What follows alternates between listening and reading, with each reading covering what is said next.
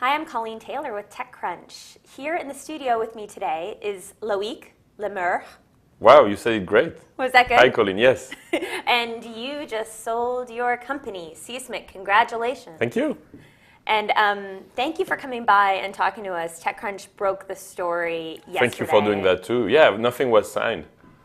Like you broke the story, I think 8 hours before we signed the paper. So it's very interesting as an entrepreneur. You're like, you have your friends congratulating you and you know nothing is signed. So that's fun. Thank you. Good job. I guess we just sped up the process. I was expecting not if it would happen, but more like when. So, you know, Eric Eldon started emailing me and calling me about the news, and I just ignored everything. Of course, I could not, you know. I was busy just closing it. So I want to talk about the Seesmic story and, you know, your long and winding road to yesterday, the deal yesterday. But can you just tell me about this HootSuite deal? You know, how much, what's the acquisition price, all this stuff. Give us all the details. Everything. Just $1 billion. Yeah. Yes, exactly. It's no, we can't disclose the deal terms, and the main reason is that they will. No one has the price because they will change. It will change as the users convert into HootSuite users, and how they integrate. And so we actually don't know the answer to that question. Okay, so there are certain terms, and it just depends on the integration and how successful and all these things. Now, how many people from Seesmic are joining? What's the addition? How big is your team? Today Seesmic has 14 people, excluding me. Okay, so 15 people joining this company. And what's your plan going forward? What are you looking forward to? Why HootSuite? Why did you do this? Well, it was just the best opportunity for us. And HootSuite has been very successful. They made a very clear choice years ago when we all started on the Twitter ecosystem that they would go for business users and enterprise, which we didn't. We were more on consumer. And we now have a lot of business users, which was a good fit for them. So it's great. It's the best possible solution for our community of users and customers. Okay, and let's go back to the beginning. Seesmic was founded, was it 2007? Yeah, I can't believe it myself. A million years ago now, yes. or five years ago, but still. And you started as a video messaging platform. Conversation. Yeah, I had that vision that I like talking online a lot. I spend a lot of time every day, and I like the intimacy of like the feeling of being, almost like if it's real life, like we're together right now, and that I can see your face, I can see your feelings, I can see a lot more than if you type to me. And what I wanted to do was to bring that human conversation to the web, and it is the closest to what it was 5 years ago is Google Hangouts. I was also pretty pleased to see that Sean Parker launched something exactly my pitch 5 years ago, a few months ago. So there seems to be something, right? And it's that we all feel that there will be a conversation happening in video, like pretty much like talk shows on TV, but on the web. And it did not happen. We peaked at 100,000 users, something like that. No significant growth, but incredible relationships and friendships with people that I still talk to them every day. Users, the first users of Seesmic, we created friendships that I don't think there is any equivalent online. The way people got together, it was like a bar. You would go to the Seesmic bar or the Seesmic cafe. We had that actually. And I think about this as an incredible memory. It didn't work because I think it was too early. Yeah. The technology wasn't there. There was no 5 years ago. There was I think there was no iPhone 5 years ago. No, you had to, and I think even most laptops didn't come with a camera built in. And if it was crap, and so there was no Android the way it is. So. Or there was no Android at all, or maybe there was no. I don't think so, no. Anyway, not anything like we have today. So it was too early, but still, that is really the trees hiding the forest. Right. Because I think it's a human problem. Yeah. So I think we're still not ready for that, because people are shy. They don't like video. They don't like their face on a camera. It's difficult to look at a camera the way you do. Right. for most people. And so they don't like their image in public. So this is why I think it will still not take off in that form. And Hangouts are different, for example. It's more like a conversation with friends. And so because of that, obviously, since it's still not working out yet, 5 years later, you've changed the path. You changed the path of Seesmic. How many pivots did you have? I don't even count anymore. No, but that was the first one. Definitely, that was like, okay, we had a conversation with the board, and we had, a lot of funding. And, it's basically, well, do we return the funding, or do we keep going on something else? And we decided, we being the board, to keep going on something else. And there was this new thing called Twitter 5 years ago that was growing, and I fell in love with Twitter really, and I thought that it would be an amazing opportunity to build on it. And they were at the time very open to and supportive of the developers. So that was the first pivot. It could have been a new company. Maybe I should have done that. And if you ask me, I'm doing the question and the answers. I hope you don't mind. Oh, it's great. This is great. I'll just be over here. No. I have a lot to say about this, so thanks for inviting me. But it's more like, if I had to do it again, I would probably actually stop the company and offer the same investors to put their money in the new one, which would kind of be the same result, but start from scratch. Why would you do that? Is that because of public perception? You got really beat up in the press, not least by the folks at TechCrunch for these pivots and, Not really, and the actually. layoffs. No, for the pivots, I think I got more compliments than that. And layoffs are the life of a. You need to understand that entrepreneurs just try their best, and there are a lot of failures, and that's just part of the game. And I think. I'm very proud of what I've done, and having tried very ambitious projects such as the video conversation is just not we were not doing anything anyone else was doing. So that's kind of I'm very proud of that. It didn't work. It's part of the game, and it's the same with investors. When they invest, they know that. So why would you have stopped and started a new one, and why didn't you? Did you just like the name Seesmic too much? No, I really wanted to succeed with everybody I had on board, really. And still, that I don't give up. I just keep going, and we've been changing, and that was a good conclusion yesterday. Right, exactly. And so, what is it that you think? At what point do you feel like you'd want to give up? Do you, obviously now you're happy that you never gave up and just started focusing full time on Le Web, because you operate a very successful conference. I don't start. Did you read that somewhere? No, I'm saying now you'd be. I think that some people would say, oh, why doesn't he just give up on Seesmic, work full time on Le Web, because Le Web is such a smashing success, and we should talk about that a bit. But you still kept trying with Seesmic, and like you said, it's been. But I'm sure there were times along the way, maybe where it was difficult, or what kind of. Well, there are a number of companies that like Instagram started as something different, and Skype started as something different, and like. I think it's just that people don't know that when businesses or startups are started, they are always different. So it's just normal, It's just so that's what I've been doing, and I think it's all iteration. What you need to learn if you're an entrepreneur is to keep trying, and if it doesn't work, you change as fast as possible. But it's been pretty interesting. I mean, the Twitter changes were probably the most. The number one challenge I had to face as an entrepreneur. And Twitter keeps changing. I mean, there are still people now with their ecosystem just in the past few weeks. Well, it kind of started 2 years ago. Yep. And it's pretty consistent since then. We had there's a moment I will really remember very well, is we were featured before Twitter had a mobile apps.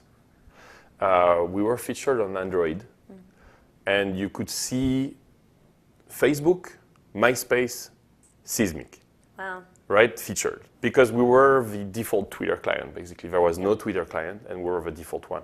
And I know from friends at Twitter, or ex-friends, or friends who were at Twitter, that has been kind of a wake-up call for Twitter. And it was discussed at very high level. Because it's like, look, on Android, it's Seesmic that is representing Twitter. Right. And I understand, it's like it was a shock for us, basically. We were Twitter on Android, basically, right? And so I'm not saying that's the only reason why they changed strategy, but that's a key one. But then what happened is very easy. They acquired Tweety, and then they acquired TweetDeck, and suddenly your number one partner becomes your number one competitor. Right. So at that moment, I knew immediately that I had to pivot again, like as fast as possible into something else. But it's fun memories. I'm a really big fan of a Twitter team, and I had meetings with Biz and Ev, and I had Jack Dorsey advising me on how to build the best Twitter app. All of that is here. They know. I cannot blame them because they didn't know they would do that. Right. You see what I mean? If I had been able to predict, of course, I would have not invested my time and investors' money here. It was a mistake, of course. But no one knew, including Twitter. Right. I had meetings at Twitter where I presented the whole strategy of Seesmic with almost the whole Twitter team in the room. And our next apps, and I would show them, I would support it, and it's awesome, congratulations, and so on. You see what I mean? That was that kind of partnership. And then they changed direction, like that's life. Again, when you build on someone else's garden, and that garden doesn't belong to you, right. I was very aware of the risk. Yeah. That garden the house can be sold, and you see what I mean. They can build a car park instead of a garden, and right. So that's what happens. There's nothing you can say. So as an entrepreneur, you need to be very careful on definitely building on someone else's ecosystem. And what we did then next is, at Facebook, and so we tried to be less depending on Twitter and Google Buzz. That was a great choice that we made. We were number one on Google Buzz. We're very fast. Yeah. My Google friends, if anyone watches this, were very supportive at that time, and I think they remember us supporting them as developers. And then we integrated, our networks and so on. But Twitter was always the number one in volume. So it's always been a Twitter app, let's face it. And you said that this became sort of apparent that Twitter was going to be taking over, their ecosystem a couple of years ago, and Mike Arrington of TechCrunch at the time made this very interesting image that is still in a lot of people's minds. It's a little dot of Seesmic on a beach with a tsunami. The tide, yeah. The big tidal wave, and the tidal wave was Twitter. Yep. And it was about to take you guys over, and this was in April 2010, and it was kind of a harsh, critique. And Arrington was actually an investor. Yeah, we discussed that at the board that we should give his money back, and I think he had an opportunity there because he just trashed us, and he was right. He basically said that's the end of the Twitter ecosystem.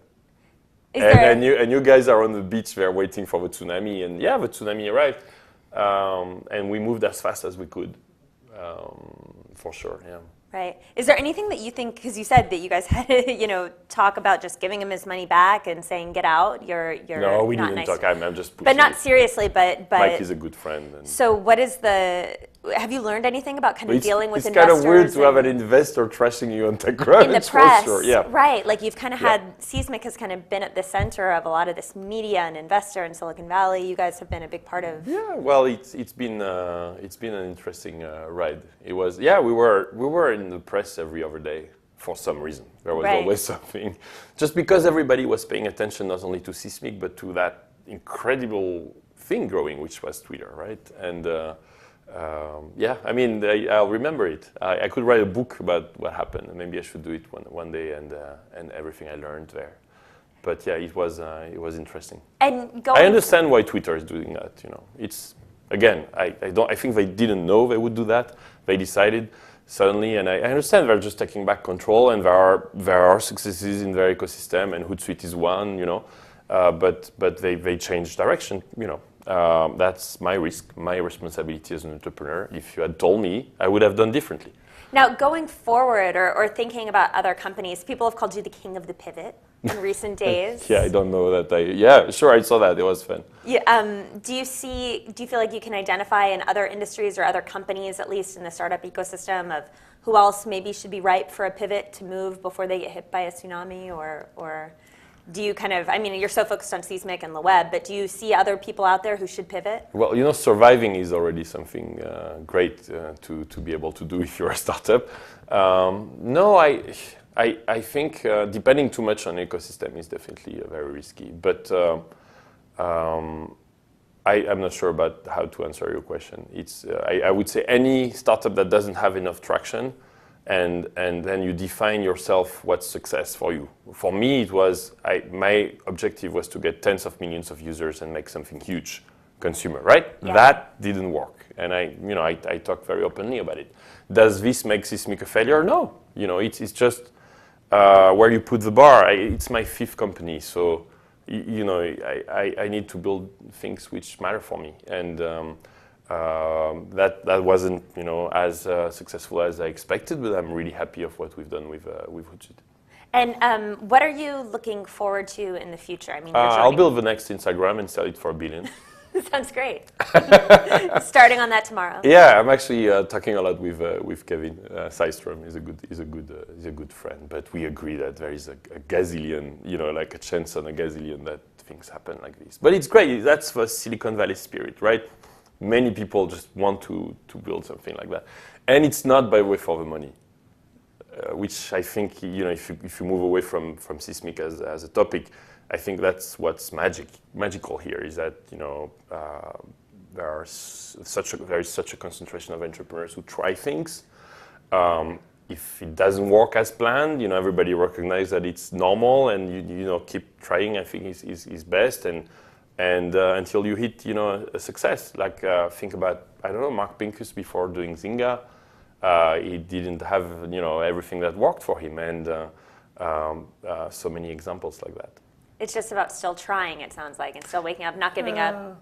Well, it's more about building. Right. Yeah, and that's what Silicon Valley is about. And ignoring failure or ignoring the fact that you don't succeed as you hoped is just not reasonable. We should be able to talk about it and move on to the next thing. And it's okay. It's not easy to do a company with 50 million users sold for $1 billion to Facebook. Yeah. I'm not even sure that would happen again today, but. Right. We'll see how that plays out. But so going forward, you're going to be full-time on HootSuite, or you'll be at HootSuite? No, I'm not joining HootSuite. You're not joining HootSuite? No. I didn't know. No, that was a wrong information actually in your post. Well, we should correct that. Yeah, I think what Ryan said was that I would be supporting the transition. I see. But no, I'm free as air. I will help them. I'm a big fan of Ryan and his team, and I'm helping the transition as a friend. And if I need any advice, I breathe this space, right? I use Twitter and Facebook all day long, and that is not going to stop. So right. The tools that HootSuite and Seesmic are doing are very important for me. I still use them. But no, I am not joining HootSuite. So what are you going to be doing? Well, I have that little thing called Le Web, which gathers 3,500 people in Paris in December for 5/6. That TechCrunch has been a partner of since the beginning. And we just did one in London. It's a huge success, yep. Which is, again, a lesson here. I spent the last 5 years less than 5% of my time on the web. Yeah. It's more like for fun, right? Inviting friends to speak. And trying to do something interesting, resisting too much marketing and so on, and doing really something that I thought would help the entrepreneurs. The goal of the web started really as let's help entrepreneurship in Europe, and I spend 95% of my time on Seesmic, and the web is will gather this year 6,000 people, and is a profitable business, and we never raised any money with my wife. So it's interesting, right? It's kind of, it raises questions whether you need to raise money or not. And there is this whole new trend with Kickstarter, right? And Pebble Watch that raised, 12 million? Something, yeah, 10 or 12. Right, yeah. I bought 5 of them without any VCs. Yeah. And it's interesting. I'm not sure what my next company will look like, because there will be one. So to answer your question, the web, I will spend more time on the web because I love it. I'm going to announce the theme next week, and we're going to have incredible speakers as always. Great. 75 countries came last year. And I'm going to start looking for ideas. I have some. I'm starting to look at, but I like building things, so I'll probably build something new. Not immediately. Sounds great. Well, Loic, thank you so much for coming by and I giving us apologize. the full rundown. I speak all the time. Yeah. Well, it's always great to have you and always great to talk to you. And Thank you, congratulations again, and please keep us posted on what's next. Thank you. You should come to the web.